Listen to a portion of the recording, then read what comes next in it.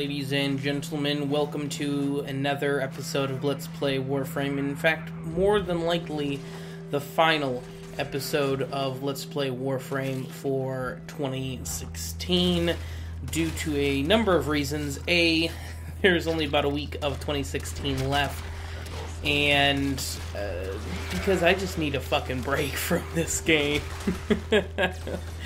Warframe, I was really hoping that the last Gambit would be one last solid update for Warframe that would end the year on a good note, and it has done nothing but leave a sour taste in the mouth of pretty much the entire community. The Reddit has been on fire with nothing but criticism of this update, and rightfully so.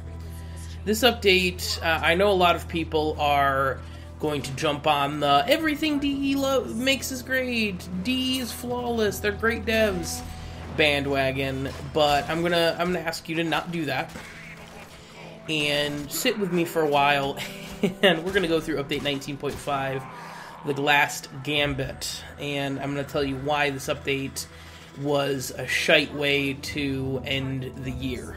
And we're going to start with, of course, the update's namesake, the new quest, the last Gambit. Now, I have not personally played this yet, however, people very close to me who I trust have done it, and have basically told me that the first mission is really interesting and cool, and it has a lot of lore in it, and then you play the fucking index for 15 rounds after that, and then the mission ends, and you get the new Warframe blueprint at the end, the Nidus blueprint, and they don't tell you any, like, he's not really, like, related to the quest, he's just like, slapped on, and then you have to go play the new Infested Salvage mission type, and the Nidus parts drop on rotation C, and you don't even have a 100% guaranteed chance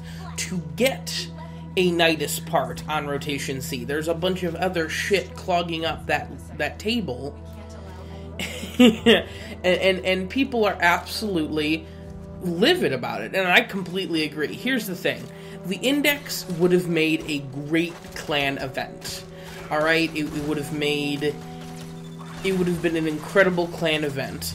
But instead, they shoehorned it into this quest, and I think DE, here's the thing, what happened. They told us that they were going to get the Infested frame out by the end of the year.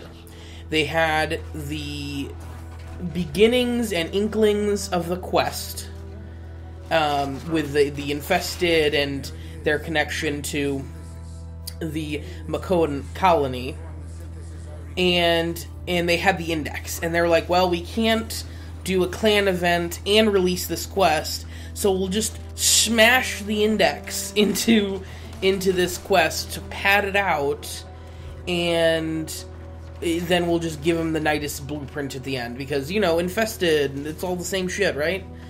And it's an awful decision. You know, this quest, and everyone, I've gotten into multiple arguments on Twitter with people, and they're fanboys, you know, people who are like, well, it's free content, you can't complain about free content. Why the fuck not? First off, it's not free content, because I spend $140 on this game every 3 fucking months. Well, you don't have to. I don't give a shit. I'm still spending money on this damn game. Even if I wasn't spending money on the game, that doesn't necessarily mean that DE can release shit content that is boring and doesn't reward the player nearly enough for the amount of time and work that they put into it. That's how a game loses players, is when the developers increase the grind wall too much and there's not enough reward. And this quest and this entire update is pretty much just an increase of the grind wall. We haven't even gotten to the bad stuff yet, guys. Hold on to your hats, because it's about to get bad. So, the next part of the update were details about the new index. The index has a couple of new champions, new Corpus champions. Nobody cares, though. And the index, there are enemies in the index who drop new mods for Corpus weapons. Tether grenades and Flux Overdrive. Now, tether grenades that's a unique mod for the Penta, and I believe it makes grenades stick to enemies and explode after a minute, but I'm not 100% sure on that one. I read the description, it was bad, I did not commit it to memory. So, and then Flux Overdrive is for the Flux Rifle, and it increases your status chance from, it like fluctuates between a 25% status chance to 41% status chance over time as you fire the rifle. So it's interesting. It's an interesting mod. I'm not sure it's a practical mod, but it's certainly not the worst unique mod I've ever seen. The Flux Rifle could have used something a little different, but you know, it's not the worst. It's not the worst mod. Next part of 19.5 is, of course, the new Riven mods. We got the shotgun and secondaries Riven mods in the game. I mean, this is whatever. Riven mods, I don't know if I've ever actually made a video on Riven mods, but as long as DE doesn't make new content that can only really be conquered by having like a complete set of uber good Riven mods, I don't care. If they're optional and, you know, more like arcanes where, you know, you'll be better off with a set of arcanes, but you don't necessarily have to have a set of arcanes, then I could care less. So Riven mods are whatever. As long as they don't become mandatory, I don't care. For the record, I don't mind mandatory mods. I don't mind, what I mind is RNG disaster mods. I don't mind Serration, I mind Riven mods in that respect. Again, topic for another video. Next part is the new game mode, Infested Salvage. I'm assuming that this particular mission type is probably not bad, but because of the way Nidus drops, I think that's why this particular game mode is getting some heat on Reddit. So we'll see. Again, I haven't had the chance to play it. I've had work and everything else, so that'll be for 2017. I'll release more detailed videos on this update about Nidus and the weapons and all that good stuff come the beginning of the year. But right now, I have not had the chance to play it yet. But any new game mode is welcome in this game. Then next up, we've got the new frame, Nidus. I have played a little bit of Nidus. He seems... people are saying he's super OP. I haven't personally experienced that yet. However, I haven't played an endless mission type with him yet. So far, the way that he works is his first ability generates stacks for his other 3 abilities, and the more stacks you have, the more powerful your other abilities become. Or I guess all of your abilities. I assume that his first ability would also get stronger.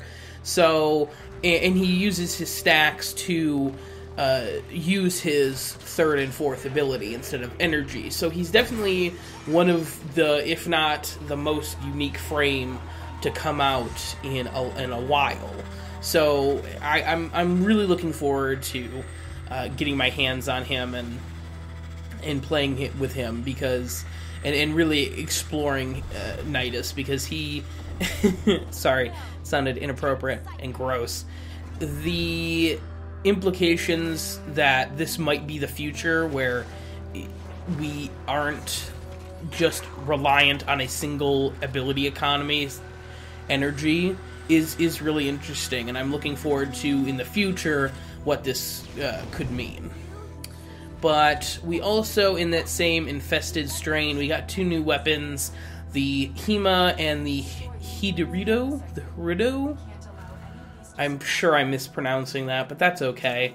The Hema is a a burst fire rifle that deals viral damage and restores ammo and health on headshots. Now, the Hema, that sounds great, except then you realize it doesn't deal a whole lot of damage, and it deals viral damage, which is okay against some enemies, but not great against others.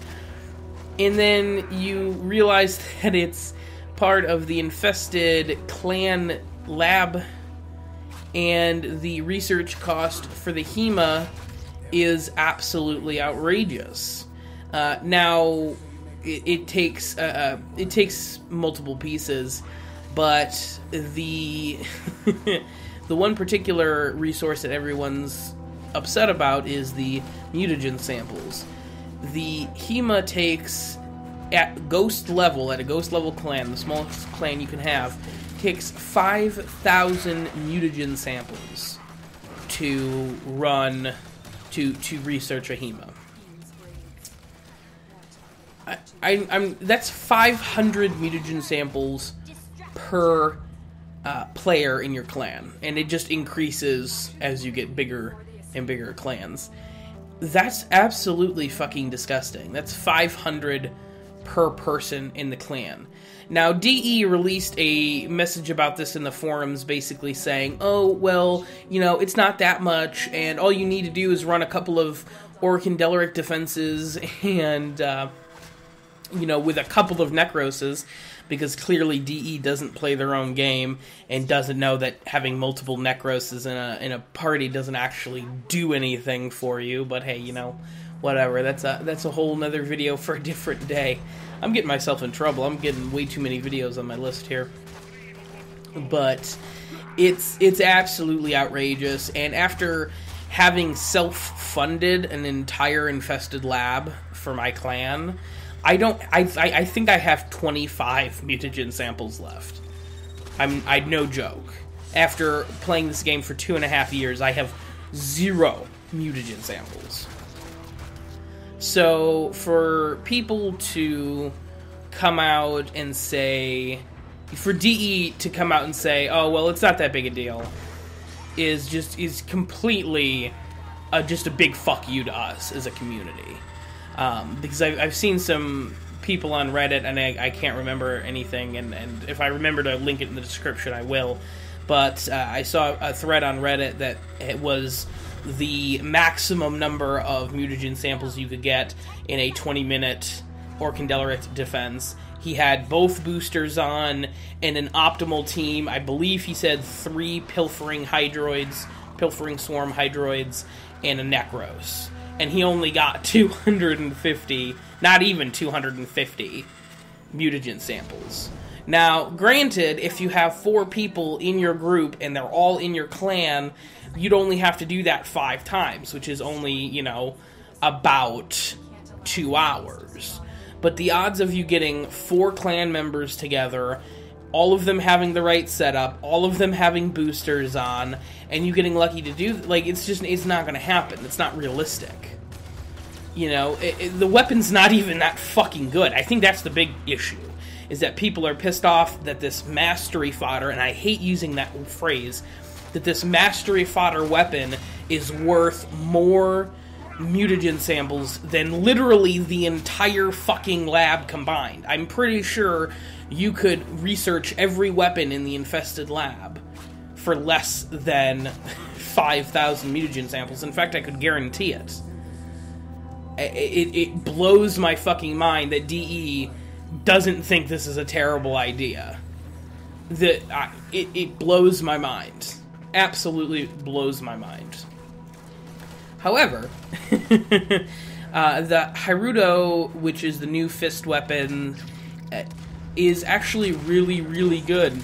It steals health on critical hit, and while its crit stat isn't great, it's got really nice speed, and it's just fun to use. Like, I've forgotten how much I enjoy fist weapons. So I'm on board with the second weapon. Boycott the HEMA, grab the new infested fist weapons.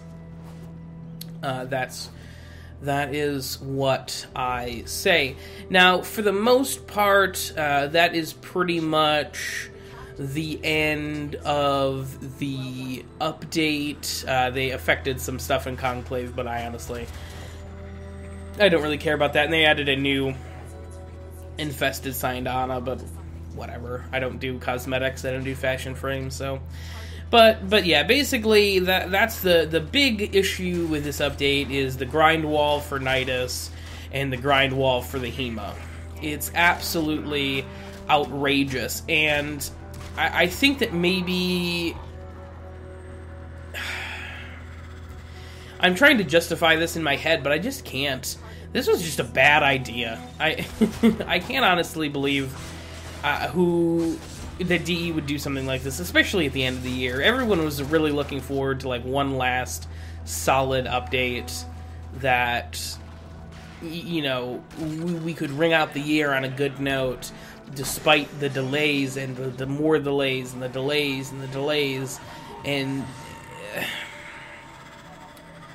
I don't know, this is just, maybe I'm crazy. Let me know in the comments section what you guys think about this update. What do you guys think about the quests and the weapons? So far, this update did have some high points for me. Figuring out what's behind the infested door was kind of cool, but honestly, other than that, it was a disappointing update, and it's a disappointing way for DE to close out the year. So thank you very much, ladies and gentlemen. You probably won't hear from me as far as Warframe is concerned, like I said, until January 1st. I just need to take... I've got some time off coming up. I'm going to be spending some time with the family. But we're going to... we're going to be working on it in 2017. I need some time to clear my head in this game and really take a step back and just take a break. Take a little baby break. It's not going to be like last year. Don't worry about it. But again, let me know what you guys think of the update in the comment section. I would appreciate it.